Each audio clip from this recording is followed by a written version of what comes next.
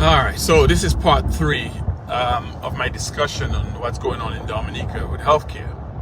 So, several things in this, 24-hour, 48-hour with this young patient that, obviously, prognosis is getting worse because there's no intervention being done for that first, 24 hours, right?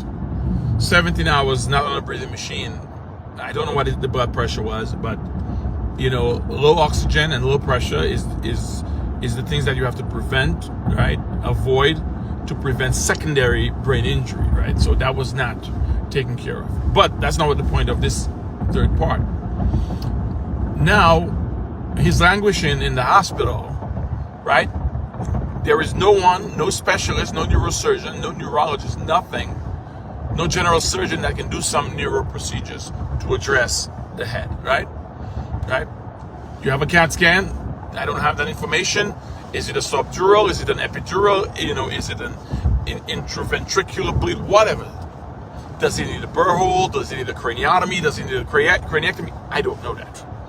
But we know that's not going to happen by him sitting in the hospital in Dominica. So, the recommendation is he needs to go overseas, right? He needs to go overseas. So now, guess what? You have an intubated patient now in the ICU who has to go overseas. And now it's the family's responsibility. That's the point of this video. To get the money to get that patient out of Dominica. Follow me on this, It's a lot of money, tens of thousands of dollars to medevac a patient out to get them the care that they need. So what does a family that cannot afford that do? They have to beg the government. And not just the government, they got to beg Roosevelt Skerritt. Right? So think about this. This man has squandered billions of dollars on hotels and things outside of Dominica, neglected the healthcare system, right? Was unable to recruit or retain good physicians or subspecialists, create a nightmare for healthcare system. And because of that, patients are suffering. But now, you got to go to him to give you some money to send your child overseas for the care.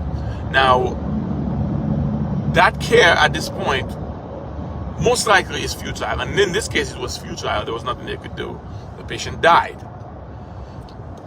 But the amount of money that he's personally handing out to families to fly out is enough to recruit, right, and enhance the hospital.